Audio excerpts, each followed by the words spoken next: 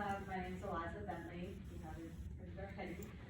I'm a junior at River High School, and over the past year, I have developed a business case study society where I promote critical and entrepreneurial thinking in high school students. So I basically reach out and find any mentor who is any different background. They can be finance. I've had a few lawyers. One was a marketing background, and they pick a case that they want from McKinsey or Harvard review, and it can be anything they want, something that they just find interesting, or it can be in their business background that they're familiar with. And they propose discussion questions and come to the group, and we have about 12 people in it right now, and we're still expanding as we go on. And we meet once a month, and the mentor brings discussion questions, and we basically just go through the case and talk about all the different aspects of the case that makes it work. And a lot of the case studies, the way that they work is that they're open-ended questions, and it's all discussion-based, and there are problems within the business world that we've never learned how to apply our information like that. And it's really a cool way of learning, because a lot of business schools and law schools do this type of learning to promote that kind of critical thinking and analysis that you don't really get in high school education. That they teach you like skills, but they don't teach you how to apply them and how you're going to use them later in your life. And so by starting now and learning now how we're going to use the information we have, it prepares us much more for things we're going to be doing later in life and starting entrepreneurship at a very young age. And so a few of the cases we've done have actually been really interesting.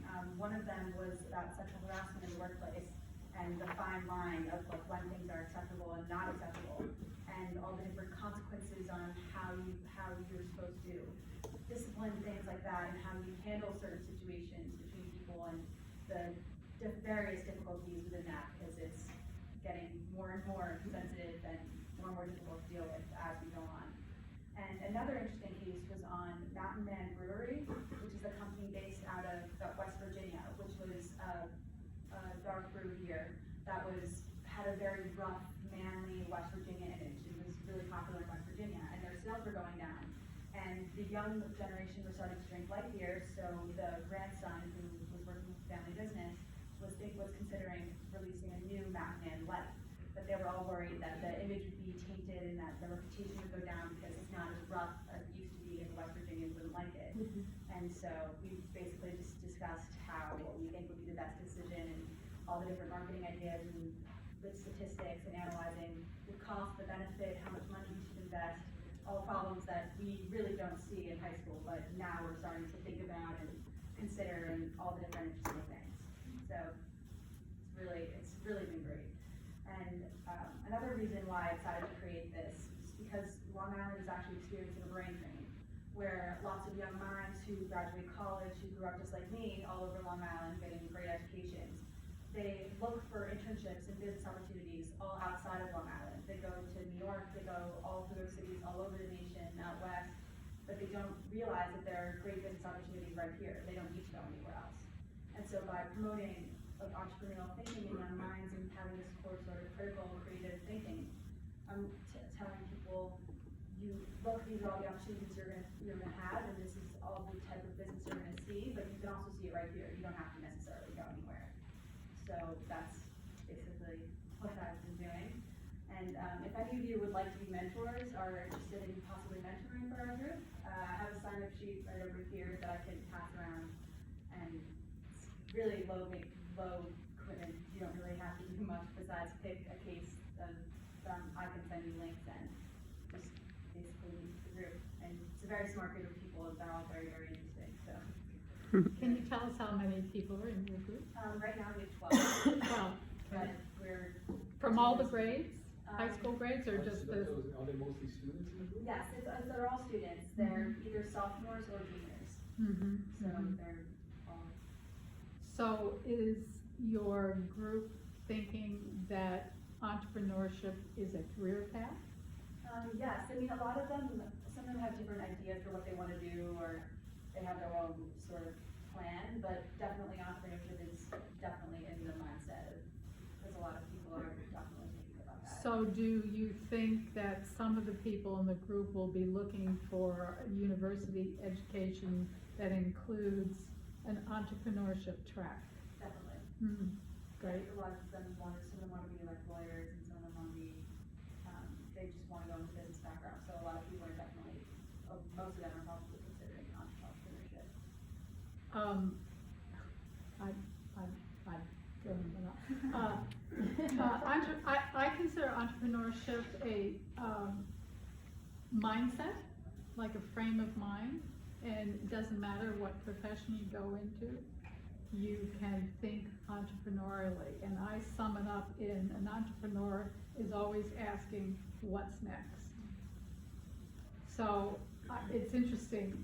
I'm fascinated by what you're doing with this group, because rarely before was entrepreneurship considered a career path. It was something you stumbled over, fell into, your family left you a business, and you're thinking like, do I really want to do this, that kind of thing. But actually purposely and intentionally picking entrepreneurship as a career path and a way of thinking, even if you become a lawyer, is I think extremely powerful. Yeah, that's really what we're doing, is saying like, what is next? What's the next step? How can we prepare ourselves better for what we're going to be doing? How can we start thinking now and brainstorm and use all the skills we can that we're going to be using later? And even entrepreneurial, but not even that they're saying they want to specifically be an entrepreneur, but just having that mindset and being open to it and being always thinking like, what can I do to make this better and expand this and take this to the next level? Yes, So that's we're great. taking ourselves to the next level. Very Is there exciting. a discussion about the changes that are taking place, the artificial intelligence and the impact on the way we live now? Like, depends on the case, but like we've definitely gone into that many times, and like the way that things are changing and the different direction that our whole world is going in. It's really, really interesting actually, because it is changing a lot. There's technology becoming so much more prevalent and everything, and so many different businesses are having to change their ways because of that, and that's definitely a new way that even our generation can even benefit that, because we are much more immersed right in that whole generation You grew of up with it, technology. you grew up with the It's our technology, it's not like us, that we had to become comfortable with it and we had to roll with it. And it's honestly how like our discussions are so interesting, because we do have this background in growing up with technology, that it's people come up with such interesting ideas on like how what would be such a good idea, because we are so used to it. It's not like we have to adjust. It's really cool. We really think of really diverse and interesting ideas. Have you, in terms of your group, is this only, I have a few questions for you. So is this only for your school at Clifton Orba? Not necessarily. I mean, I've only found kids from my school who wanted to do it, but it's really open to everybody. Are you like, considering doing a kind of break, because this is a fantastic concept and idea, and you really, like I find that myself, I'm like in between, you know, I'm I'm not a millennial, I'm not a, you know, I'm like in between, I forget what they call us. Gen X? No, No. Zennials, they call us Zennials. Zennials. It's from like 1974 to 83 or 84, and 84 and 82, and I grew up with like getting onto AOL, I grew up with, you know, like that. Yeah, that was the first, you know, so like I'm in the middle of that, where I'm not a full-blown millennial, but I'm also not, what is it, baby boomer? Boomer, yeah. I don't even know, because it's so beyond me. No. And my point being is that when I was looking for jobs, and as I was growing up and I started my career, I worked for an entrepreneur who had his hand in so many different types of businesses. Had it in online marketing, had it in a media company, had it in a business processing organization. And so my career, I was developed as an entrepreneur. And when I went to go look for jobs, I was turned away because I wasn't focused in just marketing. I wasn't focused in just, you know, sales. I wasn't focused in just training. And you have an opportunity where you're really changing how, you know, business owners look at individuals coming up in that millennial area, because you can be an entrepreneur and you can be successful. So your message is really such a strong, bold message, and if it was me, I would not solicit, but this is me who I just can't I would go to other schools and develop other chapters. And just like a networking meeting, like I would develop other entrepreneurial chapters in these schools and have them kind of build upon this program. Because really, to have these case studies, have these business mentors come in, it's a great way for future internships. It's a great way to really mold and develop our millennial, like that youth, to give them some direction on like how to be successful in this time, and how to not just be, you know, sitting on a couch, you know, where we can't find jobs, because you hear that, but then you also hear that millennials are also becoming more independent because they can't find those jobs because they don't fit into that box. So now they're becoming more independent, where they're coming up with ideas on how to be an online marketer, how to be an influencer, how to, so I think you have such a fantastic business idea, and, you know, to really spread the word throughout Long Island would be. Yeah, I wanna say too, that what Diane said before about entrepreneurship being a mindset, that it is, it's one of the most important characteristics if you are hiring, because everybody needs to have an entrepreneurial mindset in the work that we do today. And if I had to pick a focus on what it is you're doing, that mindset piece would be a critical component of every meeting, because of the fact, you know, Elizabeth just said it, we're used to filling a role, and it is not an entrepreneurial role, it is a particular position in a company with particular skills. And that model is really almost no longer relevant, and it's going to change, it's going to accelerate, because artificial intelligence is going to take over so much of the repetitive jobs that we do, that to have that mindset is really to have a higher level of thinking, a higher level of creativity. Diane can speak to it. Mark Cuban was talking the other day about the best path to follow for young kids, and he used to say, "Oh, I'm going to be a coder." You know, the thing about like technology, things like communications and entrepreneurship. Because in 10 years, all the doing of the technology will be done by computers and AI, but you'll need someone to critically think and actually figure out how do you take these tools and actually make a business out of it. So, yeah, I thought that the concept is amazing, and one thing that interested me about what you said is the brain drain concept of Long Island. So I was wondering, like, what do you highlight to, you know, is there like a general theme of within the groups that tells people like this is so special about Long Island, that this is what I see happening, so that Long Island can transform into like what's happening in Phoenix or Dallas, Texas, where it's like a growing city versus a city that's being drained. Yeah, we definitely touched on it a lot, like in just a conversation, you're saying like, oh, just like bringing notice to the fact that it is happening, and like being like, oh, look, but then look, you can also do all these things here, like here, all these opportunities are here, and like a lot of people's parents, even some of them do work locally, so it is definitely, we are like kind of gearing them towards like, look, you can work here, because a lot of them also are like, I want to come and live here, so I'm like, well, you can work here for like always, like there's always opportunities, and there's always internships, and there's always things that they can do, and our mentors definitely do that too. I have a few questions. One, I love the idea. I actually would love you to talk to my daughter. My daughter's gonna be 16. She goes to Great Neck South School, which is incredibly, it's a great school educationally. She's super, super bright.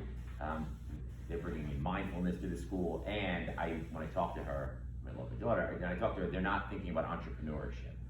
And I think there are a lot of kids that could benefit from it. So I would love to see maybe like a satellite chapter of this business. That's one.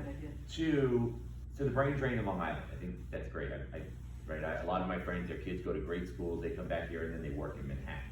As a business owner here on Long Island, and we're looking to hire 1 or 2 new people, we're always thinking about how do we find the person that lives on Long Island that works in Manhattan. And we say you don't have to commute 2 hours, you could have a better quality of life and still work at a great growing company.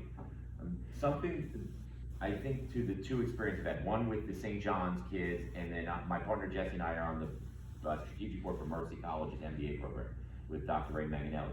And one of the things they do is they have students, and then they created this academy where they take the students, and although looking at case studies in the Harvard Business Review, that's great, it's great for critical thinking, they actually take it and they'll apply it to local businesses. So they'll say, we have a student, one of their courses is on data analytics.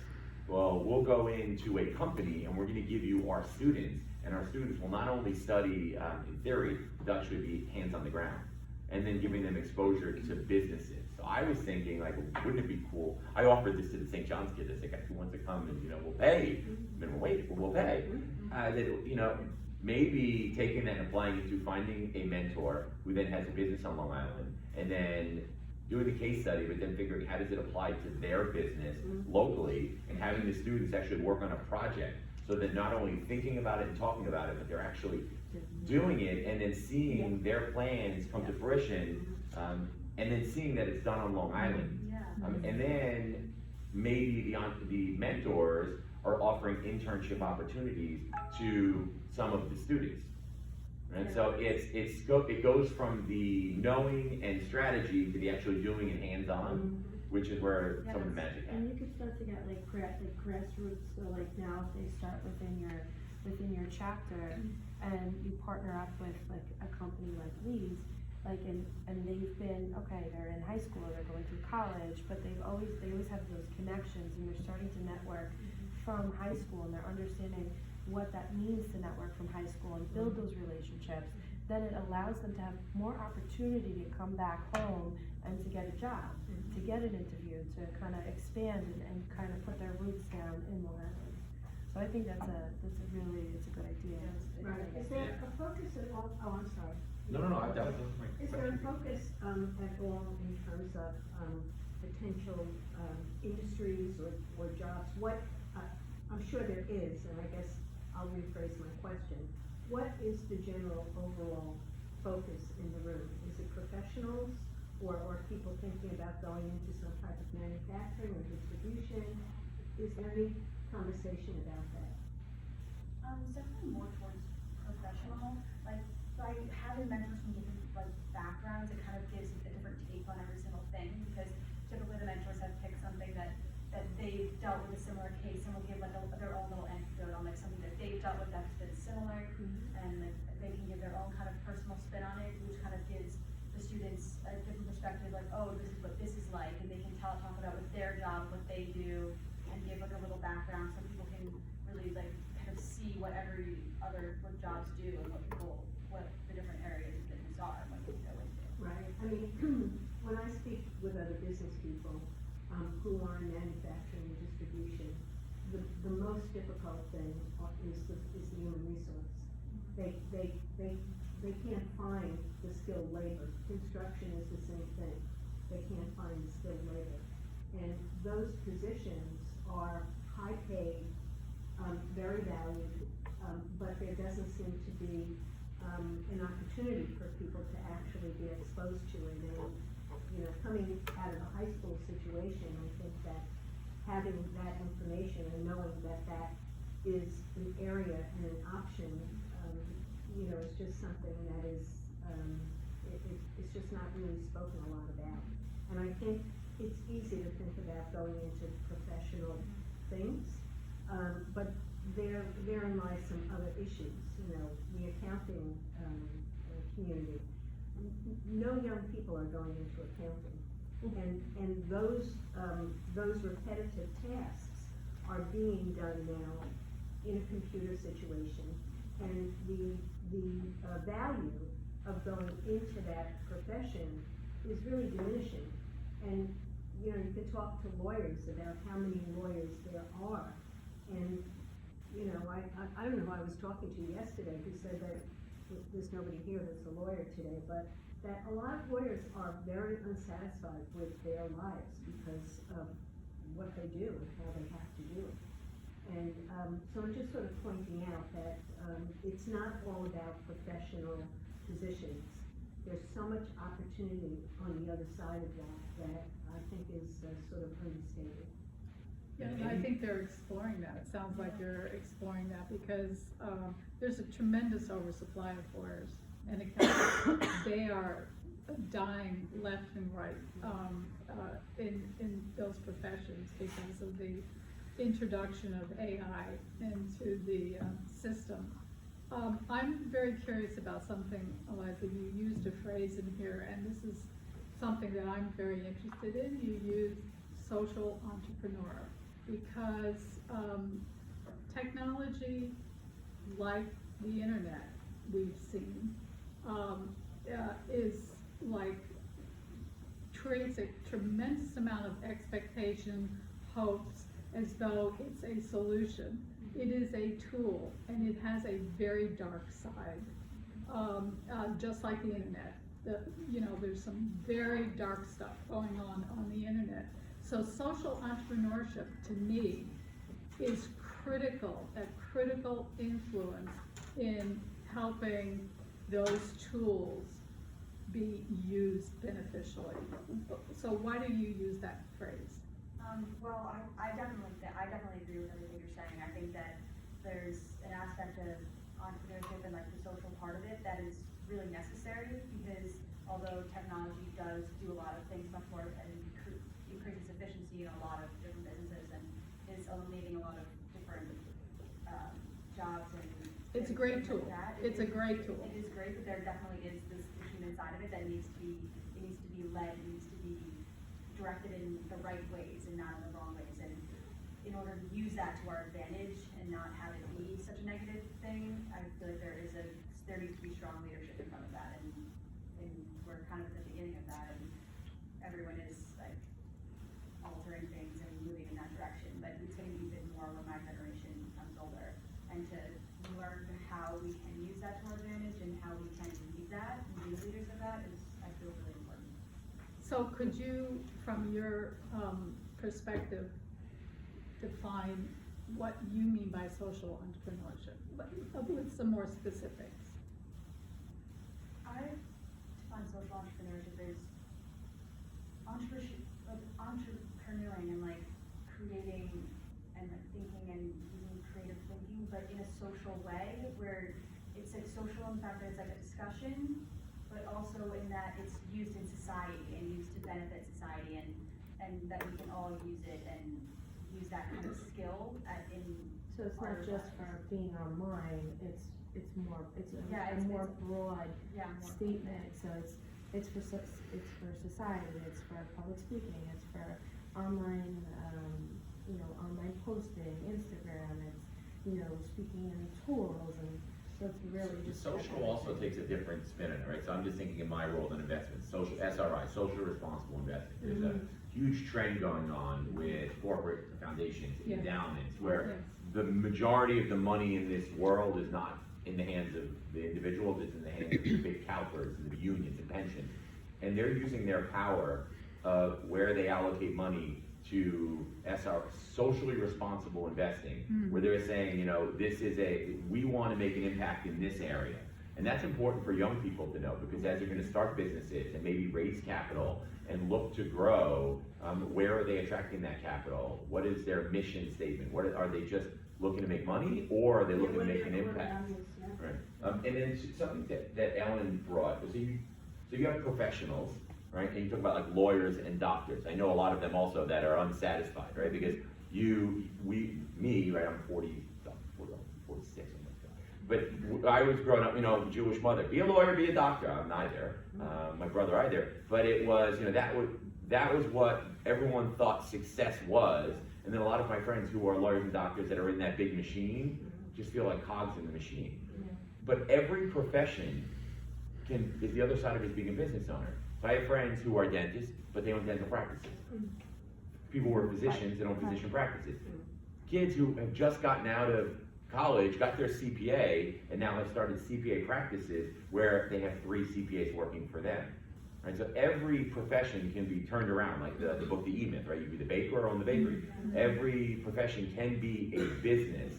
And I think it's amazing that if someone coming out of college, they're thinking that way as an entrepreneur, how can I take what I do and then turn it into a business? Right? Because if you have business and you're building value versus you have a job and you can't, Aflac, if you can't do your job, you gotta get Aflac, you gotta get insurance to cover it.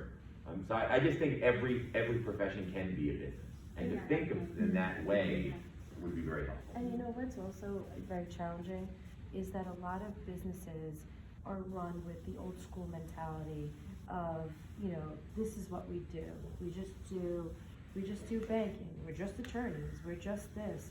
Like there is no, you know, I had previously worked for a company that I just left, and they had one track, and they were big into manufacturing and production, and that's all they really focused on.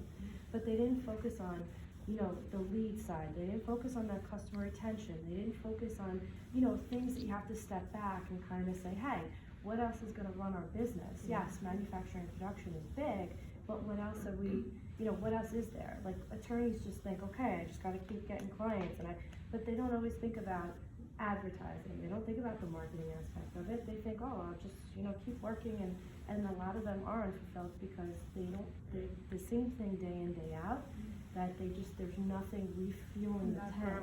Holy cows kill business, right? We have a good friend of the family, $1 billion national envelope, it's all public knowledge, $1 billion business with a B, not a billion, bankrupt, liquidation. The family lost everything. Holocaust survivors started it. This is 18 years ago. Why? Because they were an envelope company and they never thought to transition. They never realized what business they were in. Delivery of information, not the envelope. My great-grandfather owned a hat company. My grandfather was a gazillionaire in the 20s and 30s, and they lost everything because they made hats and they had 800 people working for them, and they never thought about industrialization and modernization. Right? Because their holy cow was, we make hats and people will always buy from us. If you don't think about the future, you'll be left behind. Yeah. Which is why what you're doing is so important. Yeah. And I love what came out, the idea of actually expanding. That's why Lisa's here, because she knows people in other districts. Great things happen. You know, she has a meeting on next Sunday, and your daughter should come to the meeting and see it and try it out. Yeah. So my daughter's gonna be, she's in Model Congress in. Oh, yeah, that's great, yeah. Yeah, she's Very cool. Yeah, that's cool. But she could come to, and that's one of the next ones, but she could come to one and then see it and experience it. Yeah, she would love it. And She's then- done a lot of that, she's very It's involved. really fun, honestly, everyone has a really fun time doing it. I love it. But do you do it is it like an on-campus activity, or is it like, do you kind of set this up like a group off-campus? Yeah, it's all outside of school, so it's all, we've had meetings and because we've had it in our local library. I posted a few at my house, and we just like had the whole group come together and just like sit around the table and just start throwing ideas How out. does your school feel about this step that you've taken to kind of broaden the horizons of their students? Honestly, I mean, I don't even know if my school really knows what I'm doing. I would go right to the principal. What was that, Steve? The students don't pay a fee to participate in the group. No, definitely. Great idea, though. Yeah. Start making money off this. I mean, it's a business, right? Yeah. Entrepreneurship. Yeah. Well, because, you know, like, to build on what Lee was saying, I think you have a business idea here, and that is connecting the students to internships. Because you need to create a portal and you need to create substance around that, because I can't tell you the number of people that would love to have a high capacity intern, no matter what age, no matter what age. Yeah, talk to Mary about the liability insurance that you mentioned. But also, these kids, the kids in this group would be such a great intern if you got one of these kids, because they're so competent, you know. Envelopes, I had that conversation, we need somebody to do, no, bring them into the business so that they can really touch all aspects of the business until they find what capacities, their highest capacities, and align those with the goals of the business. It's And like, that would help so many kids figure out what they want to do. You know, it's such a challenging thing. Like, I went to college, I played softball and soccer in college, right? That paid for college. That's what I focused on. You know, I was special studies, business law, but did I really know that I wanted to do that? Did I really have that experience? And no, like, you're giving kids opportunities to kind of figure out their likes and dislikes, so when they go into college, they really could utilize that money, that time, and make it well spent. Yeah. So I just wanna say, Diane, because, having a brain cramp, the assessment that you do, Yes, the name is. called learning decision-making Yes, style. you know, the thing that I recognized when we were working together is that learning styles knowing what your learning style is at this particular point in your life is a critical piece of not trying to just bump into what feels good, Right, but right. to actually know what your capabilities are and where you fit into Yes, those yes. quadrants. And Yes. you might wanna talk with Diane about what she does in that area, because it really would be fascinating to take that, that technology, into their room, to actually identify, for them, Yes. what the results of those assessments would be. Yes. Because And it I helps you think- build a cohesive team also. Yeah. Right. I think Okay. Diane's idea of connecting the students to internships, like if you have Right. 10 mentors, maybe doing like a rotating, they spend a couple of weeks at each one of them to give kids exposure to different things before they go into school. Kids don't honestly have enough connections at all. Like, people go to good colleges, but they don't leave with like good, strong connections for what they're gonna do next. And like, to start off like early and like get those connections now and like start building them early and like keeping them strong would be like, really, really beneficial. And I all the think what you're owners saying and- about like the. The learning Yeah, decision-making the style. learning decision-making stuff. Like, I really think the next step is learning is gonna be more individually learning and like more individualized, so like Yes. specific to you, because even for me, like, it took me so long to figure out how I learn and what the best way for me to learn is, and for people to Of figure that out course. it's difficult, but it's the best way to learn, so if people can figure that out and individualize learning and target towards how you learn best, it would be But yeah, crazy. it's crazy that awareness is, like, you're having that awareness moment, like, in high school. Yeah. That didn't hit me until maybe I was 25, and I'm like, hey, I absorbed that. There's a everything. shifting of learning also, you think about like online learning, right? You have Minerva University, it's amazing, it's Or like, Khan. right, there are, the guy who was like running Harvard started this Minerva Incredible. University, and it's all virtual, but I don't know what the technology, if you're on one screen and everyone's kind of there. Yeah. And it's no homework, and it's just all critical thinking, but nowadays, there are so many programs you can learn online, you learn at your pace, you learn at your speed, right? Was it Pearson, the bookmaker, doesn't make any books anymore, everything is, right, my kids, probably like you, they get an iPad at school, and Yeah. everything is on the iPad, they don't get books anymore. It's the method of learning Yeah, I is can so link all my different. textbooks online, everything I get is online, and if I don't understand anything, I can look it up on like Khan Academy and find 400 YouTube videos that are walking through every single step of everything I Wow. need to know. We used to get back problems and have to go to the chiropractor. Encyclopedias. Nowadays, there's a company called Chet2, and Chet2 is for college students, where if you're at 2 in the morning doing studying for something and preparing for a test, and you don't have an answer, you can go online and in 2 minutes connect with a professional who's like a graduate student in that area, and they'll port in and they'll help you and give you the answers on time, on demand, for like, Wow. for Chet2, CHETU. I did that for my insurance. It's My insurance test. it's really amazing. Figured out, I'm like, what is the answer? Boom. It is And then you just Google it. I'm about to tell that to my son in college, It's, 'cause I learned of it, you really get into that. we were at a conference with investment managers, and a small cap manager was talking about this company, Chet2, and then I started looking into it. They've got thousands of, with a gig economy, they've got thousands of students and tutors who are sitting at home, who are doing their thing, and at 2 in the morning, if you can't call the professor and reach out to them. At 2 in the morning, you get someone who can help you in real time with your problems and your decision making. But there are lots of things like this. Right, yeah. It's amazing, You need a man. therapist, you could call somebody. Yeah, you could. E-business therapy, big business. The learning styles assessment, can you take it at age 16? Some of Or them you can have, take, I gave it Yeah, to my okay. son at 10, oh, wow, yeah. okay, that's And he great. has the same, Yeah. you're hardwired for the way you take in information and what you prefer to do with it. And you need to be aware of that because you cannot live inside that quadrant. That's You really need to interesting. stretch out, and you need to know when to stretch out, and how to stretch out, and then how to default into your strengths. I actually have a question, relative to this and just about, this age group. One of the fears, I look at my children, when I grew up, latchkey kid, working since 11, and lots of successes, but lots of failures. I didn't make the baseball team, I didn't make the team. I didn't get a 9th place ribbon.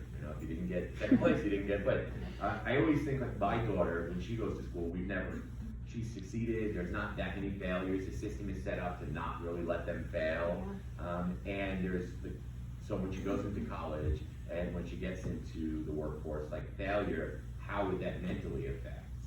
And so I'm curious how, in your age group, and whether in this program or just in school, are they teaching kids the mental and psychological aspect of entrepreneurship, which The benefits is of failing. 80-90% of businesses fail. And, you listen to, was it Jack Ma from Alibaba, and he said he was turned down by every business owner. Everyone turned him down, he's a multi-gazillionaire with Alibaba. But it was failure after failure after failure after failure, but there was like that grit to keep going. So I'm curious, in your friends, in your circle, in this group, do you talk about that? I honestly think there's a big lack in that. Like I feel like in just like my society and community that it is kind of room for people to not fail that much. I mean, I personally feel like I have had a lot of failures, but I feel like they don't really teach you how to deal with it, and you only really do learn that when you come right across it and it hits you in the face, and you're like, oh dude. Maybe you should, that would be an interesting aspect to add to your Another program, topic, yeah. to not only bring the Yes. successful guys, but find people who have failed many of times, and what kept them going, and what are the things, yeah. Yeah, Diane started mindset. Yeah. I definitely see with their group that they have more failures because they're taking more risk. Yeah. So if you're in 4 AP classes and 2 honors, you're gonna get a C one time on a test. Yeah. Maybe not for the quarter, but you're gonna have to get in there and be like, oh my God, I gotta recover because, or whatever, something's gonna happen, or you're not gonna get in the starting lineup of the team that you're trying to be on because the team's, 5 in the country in lacrosse at our school. And, all these things. So my kids have definitely had failure they've had to recover from, but they're also putting the mark, the benchmark is here. If your benchmark is here, you're not gonna fail, right? Yeah. So it depends on where you're putting your mark. If you're saying, I wanna go up to here, well then, you're gonna have to grind it out, It definitely does depend on like what you're aiming for and how much you push it and how much you are like risking everything and really like putting yourself out there. And there is definitely some sort of like societal like want of like they want that kind of safety, but in leaving that there definitely is some sort of failure, and I think that's a really important part of growing up and putting in just in life that you have to put yourself out there by playing it safe. It's just you're not going to fail, but it's Do you feel So like more I'm people are gonna- defeated? Like, do you feel when you see peers that are your age, when they fail, are they actually defeated, or they just kind of rebound and keep going? Because I feel like with this is just a perception I have, but I feel like with more millennials, they like, I don't know, my generation was a little bit different. We fail and we're like, oh. Like millennials are like, all right, let's go to the next thing, and I feel like they have more of that go-go, like, yeah. But Gen Z is very different from millennials, just as an FYI. This is Gen Z. They're definitely different. But what do you say to that? I feel like it's kind of hard to tell. Like, I feel like there are a lot of people who are different. Like, I definitely know people who like don't fail often, and when they do, they just like freak out about it, and they just don't even know where to go next. But then I know people who will fail and just be like, just shrug it off and keep going and go to the next thing. They just keep pushing themselves. How am I going to bounce back? Okay, I just got 60 on this test. How am I going to fix my average? Like, what do I need to get in the next 5 tests to keep myself up there, to bring myself back up? What do I need to do next? And there are definitely a good mix of those people, but I feel like there is a lot of resilience in it. And the people who are high working and who are working at a very high speed have a lot of resilience. Definitely. Something that I've observed is that holding on to the status quo is the biggest energy drainer.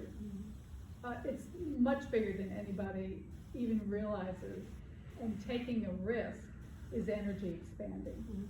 So, if you're talking about taking a risk and failing, it's actually more energy expanding And then you have that energy that you can focus on the next thing, but holding on to the status quo, oh, I have to be a lawyer because my family is always been a lawyer, that kind of thing is incredibly crushing. And, that's something, you know, that, is, the other thing that I have found, and it's very part of the way I work with entrepreneurs, is knowing what your core values are and aligning those with the mission of your business is one of the most powerful things that you can do.